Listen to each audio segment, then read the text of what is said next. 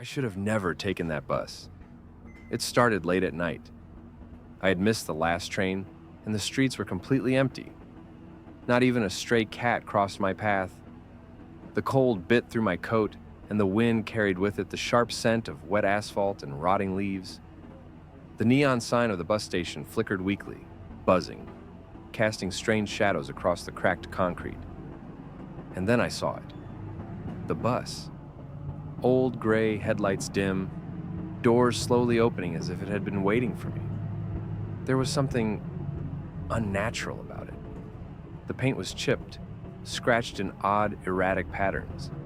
The tires seemed oversized, almost too large for the bus itself. I hesitated, my stomach twisting. Part of me screamed to walk away, to run as far as I could, but exhaustion won. I climbed aboard. My footsteps echoed unnaturally, too loudly, like the bus itself amplified every sound. The smell hit me immediately.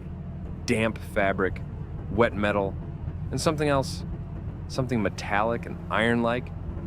I scanned the bus. Only a few passengers sat scattered, perfectly still, staring forward. Their faces were pale, almost waxen, with eyes too wide, frozen in an unnatural stare. The driver didn't acknowledge me. He just sat, hands rigidly gripping the wheel, face blank, expressionless. I chose a seat near the middle, trying to appear casual. But the moment I sat, the bus lurched forward. The engine hummed low, almost like a growl, but it wasn't the mechanical hum I knew. Outside, the streets blurred past, yet the road itself seemed off, twisting. I recognized corners that didn't exist, and landmarks warped impossibly. My phone showed no signal, nothing. Minutes passed, or hours, I couldn't tell. I tried to talk to the nearest passenger. Eastwood? Is this bus going to Eastwood? No reply. Silence. And then, I noticed it. The silence wasn't natural. There was no engine hum, no tires on asphalt, nothing but a deep rhythmic pulse, almost like a heartbeat. I glanced around. The passengers weren't breathing, yet I could hear whispers, faint at first, then louder, closer. Get off! Get off! Get off! I froze. Panic began clawing at my chest. I tried to reason. Maybe it was exhaustion, hallucinations. But the whispers grew more distinct, deliberate, pressing into my thoughts. They weren't coming from the passengers. They weren't coming from anywhere outside. They were inside my head. I ran to the front. Driver, are you even real? My voice sounded swallowed, distorted. He didn't move, didn't blink. Outside, the streets were wrong. Buildings twisted, street signs melted into shapes I couldn't recognize. Trees bent in impossible angles, branches scraping against the windows like fingers. I turned back to the nearest passenger.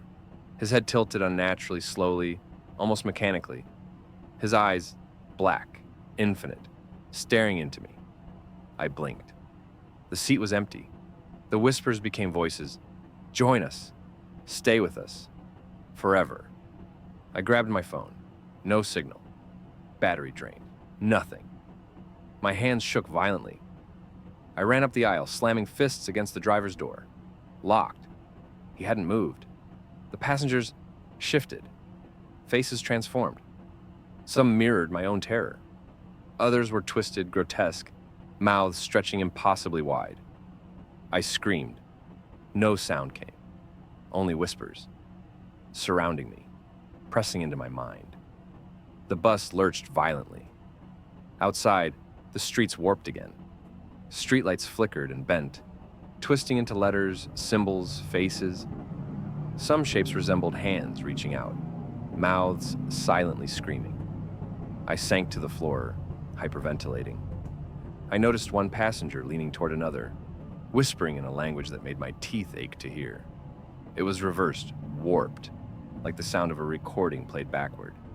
They pointed at me, slowly, methodically, rising from their seats.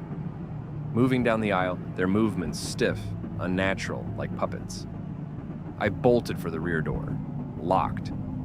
Windows showed only my reflection and shadows moving behind me, twisting, stretching impossible forms, bending in ways no human body should. Hours, or was it days, passed. Time lost all meaning. The bus occasionally slowed as if approaching a stop, but outside there was nothing. No street, no station, just infinite darkness. Every attempt to escape led back to the same interior, same rows, same passengers, same driver. I began talking to them, pleading, threatening, bargaining. Nothing. Just the road ahead, stretching endlessly. I felt my mind slipping. I tried to hold on to reality by focusing on details. The scent of damp fabric, the faint metallic taste in the air, the texture of the seat under my hands. At some point, I realized the passengers were mimicking me. Every gesture I made, every twitch, every glance, they mirrored it, silently, perfectly. My own terror staring back at me multiplied. Suddenly, the bus stopped. Outside, faint light. Relief. A station? I ran to the doors. They opened. I stumbled onto cracked pavement, chest heaving, legs shaking. I turned back. Nothing. No bus, no passengers. Empty street. I tried to convince myself it was hallucination, exhaustion, dream. But some nights, late, empty streets, I hear a low rumble, headlights flicker, and whispers curling in the wind. The last passenger. And I know, if I ever miss the last train again, it will be waiting, patient, eternal, watching.